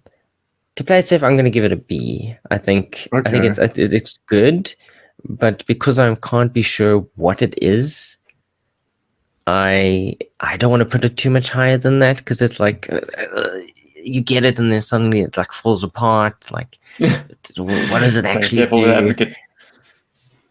Yeah, This is so an I A think tier I vehicle would for me, though. I'm Oh, gonna wow. roll a bit heavier. Okay, that's Well, cool. just think about the Heavy company that roller. it keeps. As a B tier vehicle, it's in the same class as the Tiger Shark and the vehicle packs. Oh goodness. Come on, man. This is an excellent toy, at least in its potential. I think if you have one, you know that it's a rickety old beast and it has sort of engineering problems. But It's funny in you this mentioned the catalog, it Tiger just Shark. looks like guns, man. Missiles, Guns. features. Guns It's a all over the transformer. world. Yeah. So I'm gonna one up you and say it's an A tier for me. Oh Paul, hell yeah. you have the decision. It's the same as the Tiger Shark for me. It's a C tier. It is exactly that. It's because it's a rickety pain in the ass. Like, it's got lots of issues, and I just, that doesn't excite me. That like puts me off wanting to get one. I Doesn't think excite you're me and judging the encourage me. vehicle and not the catalog at this point. No, Paul. I am, but I'm also like, I also know that like this was a vehicle as a kid I was very curious about, but never like thrilled enough to like want to have one as a kid. I know, for example, Skoltz, on the other hand, Joe Master Joe's, he's been in love with this thing since he saw it. It never had that effect on me. In fact, the other one, I keep wanting to call it the Parasite, but it's not the Parasite. The Razorback. The Razorback to me is more exciting than this vehicle. It's more complete. Well, with Rob, you Wild have Boar. the inenviable task then of either upgrading to an A or downgrading to a C. What'll it be? Is it fascinating enough that I want it to be an A? I think, yeah. Actually, I'm gonna go A. I'm gonna go A. I think it does fascinate. I mean, that really is, what's going on here. That it draws. Paul, I'm not joining you on C. I'm keeping it A. It really is fascinating. Like, it's you see it and you're like, what does it do? And because it is in this apart, that it is apart. It also suggests like a place for you to play around with as Three well. become one. No,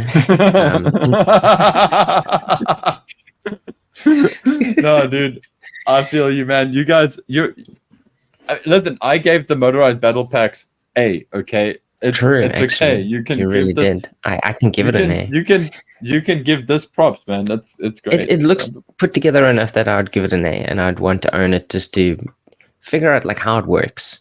And the coloring is good enough that even if it never came together, and this is how it was, I think that's fine as well.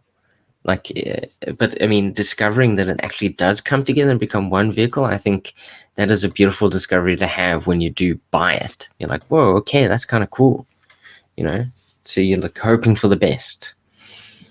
And Hot Seat doesn't look great in this picture, but in hand, he's a much better figure. Those tan sleeves aren't flesh. I mean, it looks like he's just this beefy dude, but actually it's, they're tan sleeves. It's a green body armor. The red pants are, take it or leave it. They're a little bit rock star. I feel like I called him Hot Mess in an old issue. He's got a good helmet that's rubbery, and it's got a mic that is not removable, which is cool. It's got like a single ocular, like optic, and he's got a great head sculpt. So he looks like a cool driver for sure. He's a bonus prize, man. It's a good driver. Good. We like that. Final vehicle on the list. Let's zoom out and find it. It's the Mud Fighter. With Dogfight. It's the Mud Fighter. I always puzzled at how they parked an aircraft on what looks like a rickety old pier in the swamp. Why is it there? It looks cool, But even That's as why a it's child, there. it had me asking questions like, "What's going on here?" I just accepted it. Did they build the dire for like a Oh. different vehicle, and then Yes. they're like, shit. Okay, we don't have anything left to put this thing somewhere. Let's I Just think put they it here. cemented a lot of this vehicle's character with this catalog, or at least for us. I mean, I mean, it's called the Mud Fighter, fine, but like for me, it was always like, oh, okay, it's kind of like a river raider kind of vehicle. It's not meant to get to high altitudes. It's just low altitude bombing, strafing runs, that kind of thing. Hedge hopper. Yeah. Hedge hopper. There we go. Yeah. It's a very plain vehicle. You look at it and you're like, okay, it's green and black. Like it's there's not a lot of like details going on when you kind of like look at the vehicle and then it has these like, and the bombs are blue. On the European version.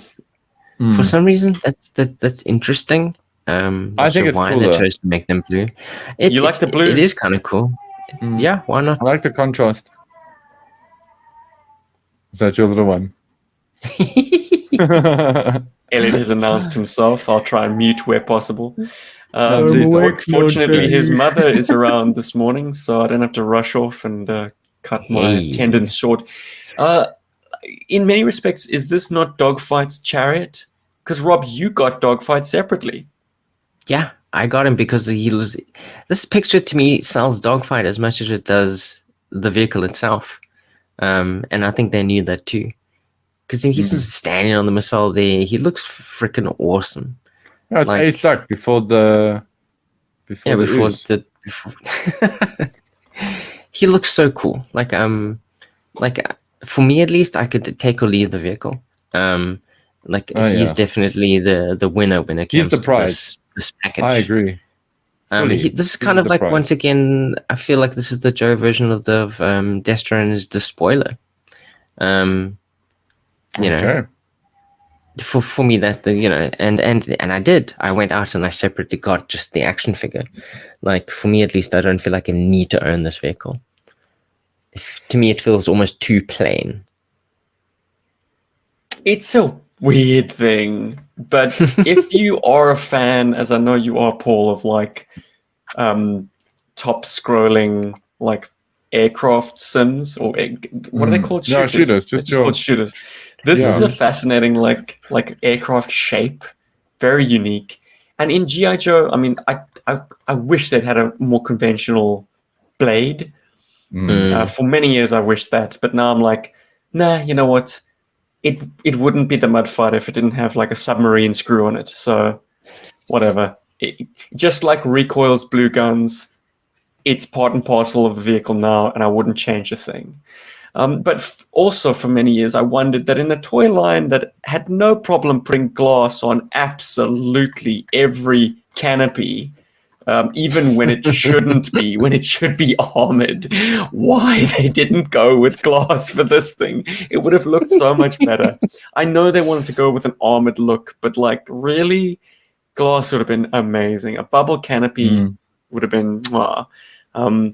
the twin miniguns underneath, or Gatling guns, or cannon, it's just so overt. I mean, this thing is just a pocket rocket of just destructive power. The bombs, once again, this thing it's so unique in GI Joe. And because it is that low and slow play pattern that we spoke about earlier, Rob, with the helicopters, jet combat is less fun because it's engaging at vast ranges and, fire a missile. Did it hit? Oh, great. Okay. Return to base. That's it. This thing is so much more kinetic and action-packed and interesting, and you're close to the ground, so you're kind of flying over natural hazards. It's a lot of fun. I've picked up this thing countless times after getting it. Far more times than the vehicle I got it with. So I got the Mud Fighter and I got the Demon at the same time. This thing has been infinitely more fun to just bomb around, even though it's got probably the worst landing gear of all. Like these little spinners on the wingtips. I mean, that's just bonkers. and yeah, they don't retract or anything, so it's absolutely a budget vehicle. I didn't pay that much for it, and it came complete with the pilot, so fun. Gosh, It's like an fun factor alone puts it in the A tier for me, but I'm sensing it's more of a B or a C. Yeah, for me it's the for me it's like the aerial equivalent of the Arctic Blast in a lot of ways, but in some ways the Arctic Blast is a little cooler for me. Just Really? from the image, yeah, just from the images, because the Arctic Blast had a lot more going on. Listen, I poured over the images of the Arctic Blast more than this thing, even though I didn't buy the Arctic Blast as a kid. I really love the figure. I love Dogfight. I think he is awesome. I think he's got such a great design. And I always like kind of looked at this catalog image going, I would have loved to have seen this jet from a different angle, because although this is a good angle for it, when you see this thing in hand, it's like Steve says, like having that, like actually seeing the silhouette of the plane is very helpful. You know, just to have the 3/4 view is not. Paul, It's there's not a reason sufficient why that- they photographed it from this angle, because it is a dumpy thing. Oh, it's a super photographed- dumpy thing. If it's Yeah. photographed head on, it's bulbous. It's got this bulbous cockpit, and the rest is kind of wafer thin.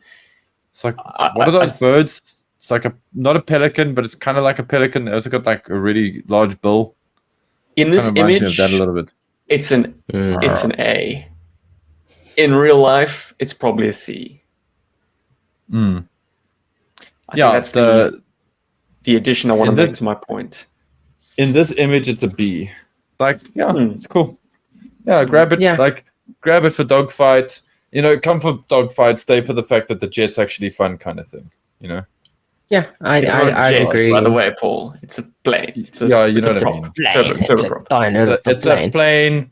Just stay for the plane, okay? I My could definitely God. give it a B. Yeah, for sure. Dogfight sells it, and it looks small enough that you can have fun with it. And you're right, it does look more like it's a slower flying vehicle, so you can have more fun with it flying around attacking Cobra than you could with an actual jet. Yeah, this is the definition of a B, I think. And that, my friends, brings us to the end of the 1991 European Catalogue tier list. Oh, what a Crept up journey! on us, didn't it? Oh, what a journey! Let's looked at just take a little look figures, at vehicles. everything in an overview. Ooh. We're not going to look at the sort of the middle stuff, but our high Let's flyers. look at today's match day highlights. Our high flyers, I mean, quite literally, in the first case, Target was our first S tier, followed by Snake Eyes. Yeah. Stop if you want to say anything, boys. If there's anything you want to Absolutely add on any of perfect. Perfection. this. Can we add Ali Viper? I'll pop you in the side. Doot. There we are. So good. Then Pooper Scoop. Stalker Kayak Stalker, Tundra Ranger, So good. Shockwave, Storm Shadow. Yeah. Hell See yeah. my power. And then moving over to the vehicles, we had our first S tier of the vehicles was actually the Sky Havoc. Sky Havoc. Havoc. No surprises. The Thunderclap. Apologies. We'll get to the Rolling Thunder soon. Rolling thunderclap. The Rolling Thunderclap. The Hiss 2. Mwah. Gorgeous. Then So good. today we've determined that the Fang 2 was an S tier vehicle. Amazing. Certainly is. I found It's disappeared off my list, but the X19, you can see a bit of it peeking out the top there. That also was an S tier today. Over there. But that's the cool thing Tiger about our list, right? Lie. Oh, Yeah, it's so our list. there ain't no lie with the tiger fly. It's No fire with the tiger lies. The Tiger Cat also made it into the S tier, and it shares space with the Cobra Bug Cobra Bug. and Cobra Bug. the Rolling Thunder. Rolling thunder. Rolling thunder. Do you guys want to take a look at the stinkers? There aren't many. Pulverizer. Finding their way onto the F tier, starting off with the figures, we've got DJ. Big surprise. Introduced and killed in the same comic book issue. Well deserved. Sorry, Well dude. deserved. Spearhead and Max. Spearhead and Max, which did we judge him too harshly, or is he really an F tier? No, he's No, F tier, dude. For real. Like, Sorry, Max. You know what saved this figure for me a little bit was Scorch recently did a Tiger Force repaint of this dude, and I gotta say that definitely helped it a lot. But I have seen this figure in other colors, and it still looks cuck. So kudos to Scorch for like getting it looking good. But yeah, no. Even the No, Night thanks. Force one, I mean, just the way the helmet sits on the head is awkward. So there's no getting away from that. But in this version particularly, the tan is just too close to his skin tone. It's a weird look. Yeah. A Trash. friend's I hate kid the brother body. had this figure, and I was like, yeah, but that's okay. You can trash that figure with no remorse or no regard. I don't want to have anything to do with it. It's weird. Weird boots, too. I hate the body. The Devastator. Yeah. Yep. Also found its It's, way to the F tier. Absolutely devastating. Just those insults. Fred Flintstone. And finally, the Pulverizer could not be The saved by pulverizer its has been rider. pulverized. Yes, by us. The Yeah. joke wrote itself poorly. I think we did a very, we were very fair across the board, thought so. across the entire catalog. But definitely, I think it does show that it had a huge impact. Like a lot of the stuff in there is stuff that we've always wanted. We own a lot of it now, I think, as well. And yeah, a huge impact on the way that we kind of saw GI Joes and thought about them growing up. You just also our can't get away voice. from this catalog. Yeah, I'm grateful it's for this also- video series, if for nothing else, that it kind of just sets down our opinions finally between us. I'm grateful for everyone else out there who came along for the ride. But yeah, this is something I've been itching to do for ages. So it was very Hell fitting yeah. for it to be our first tier list. Just to kind of assemble That- these images yeah. in our head and where they fit in relation to one another. Very In our personal tier desires. list, which I think is fantastic. It's As also tiers like should always be personal. it's also like kind of it reminds me of questions that I think that we as toy collectors and toy enjoyers, let's call ourselves that, should be thinking about and being more cognizant of is, a lot of people's memories of modern figures and buying modern toys is how they got them. Was like that's like the best memory people have. Like I bought this figure. It was amazing. I hunted it down. I tracked my quarry to the Walmart, and there it was. I assaulted the employee, and he opened the back room, and now I have my classified alley viper.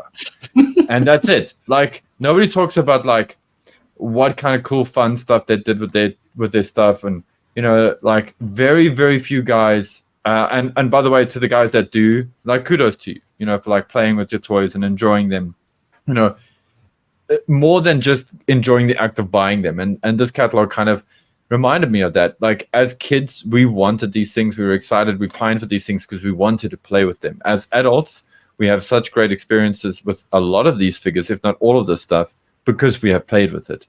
And that was great. Like it was cool to talk about like when we got them, but I also love that we chatted about all the great moments that we had with playing with them and having fun with them and how they came into our lives and that kind of thing. It's more than This just was the hype machine, consumption. man.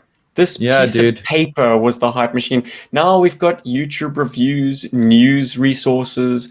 We can Instagram find photos, it's everywhere. Controversy. Basically, but it's not all in one place. The information is everywhere. I mean, everyone talks about it. It's all out there. But this was like a unique thing that came with the toy, and it told you like this is what you could see soon. And It was another, just a snapshot. thing, Like all Yes. we ever saw were these frozen images crystallized in our minds. some and on other this kids' piece of paper. playtime.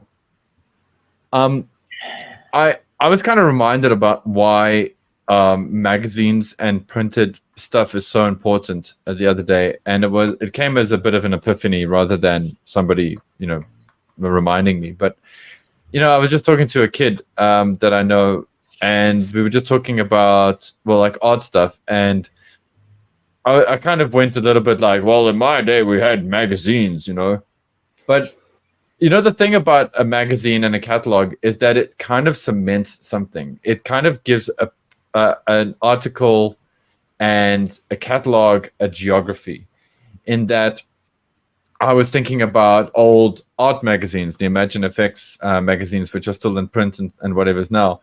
And I'm like, I knew more about what was going on in the art world because of those magazines, and I had a greater registry of professional and sort of industry artists because of those magazines than I do now. Right now, I don't know any of the new names or any of that stuff because I don't have a geography. I don't have a place to always go back to get that information. I don't have that repository of stuff. And it's kind of like how like the Toy Fair magazines and the games magazines and these GI Joe catalogs kind of do cement, and they do kind of hold our memories in them because there's a geography. There's a place where our memories live. On the internet, everything is just so fluid and so it's all coming constantly to in you motion. at once. And the physicality of it too, because it's not just seeing it; it engages multiple senses. It's the feel of the paper, it's the touching, it's the looking, and it's also where you were when you were looking at it. Quite often, correct. Like whether in the bathroom or you're sitting on a couch somewhere. Even if you don't remember the exact places, there is the back seat of my dad's car on the way to the toy shop. Pondering, like, will I see the Cobra Bug? Will I see the Thunderclap today? Oh, what could the floor in David's lounge? So all of that just brings it into your memories and makes it take up more space in there because there's more stuff to kind of like hold it in there. While just seeing images as you constantly, like go through Instagram or somewhere else or listen to a podcast or something, it's not as it's so imagination firing, engaging. It's disposable, but I mean it's not. And also you would find out about stuff a lot sooner or a lot earlier than when the thing actually came out as well, because there had to be that lead time, because everything coming at you so instantaneously now. It's it's like you get excited. The excitement to when you get the thing is much shorter. I think with things like catalogs and magazines, clearly you don't have any classified figures on pre-order, Rob. No, not at all. No. But because that shit's getting irritating. Like, that's actually one of the reasons I'm kind of bringing this up as well, because I'm shooting footage for things because I try to do my and I don't know if this is even pertinent to this video, so obviously cut it out if you need to, but probably not. I felt like I was trying to shoot this like live review of Outback to kind of make it a more interactive, more interesting thing. And it fell on its face and was a failure. In my eyes, I feel like it was a failure just based on what I wanted to achieve. It didn't achieve that. But, and I'm okay with that. But then it got me thinking afterwards, like, why isn't this like working for me? And it's because the most experience I've been having with my classifieds, I play with them, sure, but I'm not like doing play motions. I'm not going out and doing major things. I'm enjoying them by changing up their poses, putting them in cool poses with other characters, doing like a few like takedowns and whatever's on my desk and like moving along. That's how I'm having fun with them. And that's why it's kind of a difficult thing to like chat about. And also like, it's just stuff keeps coming at you. And I don't even know if I'm like excited about classified figures anymore, because it's news. It's like this after this, it's email, pre-order arriving soon. Oh, cancel, like just no.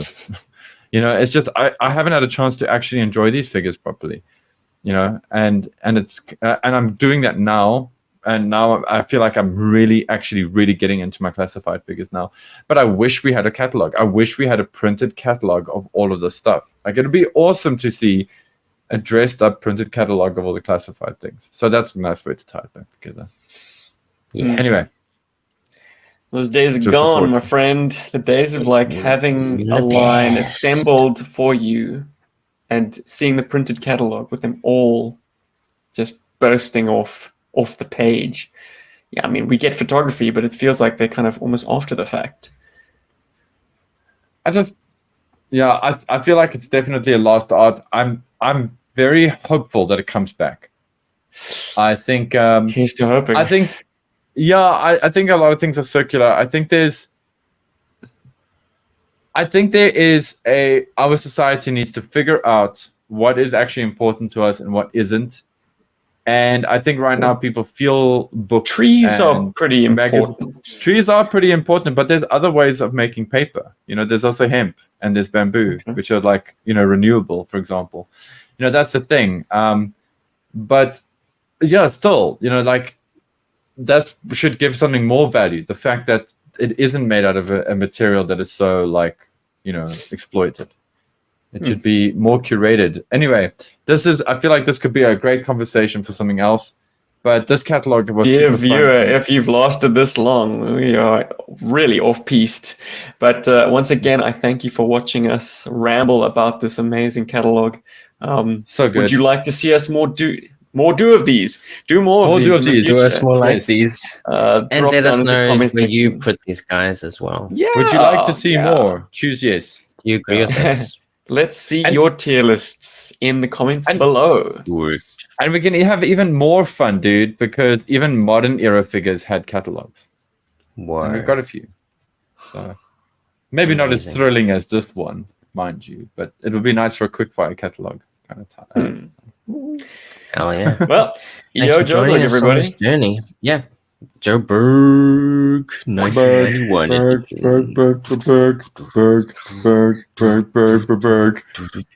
Now I got that stuck in your head. Poor DJ. Berg, Finest moment. Berg, and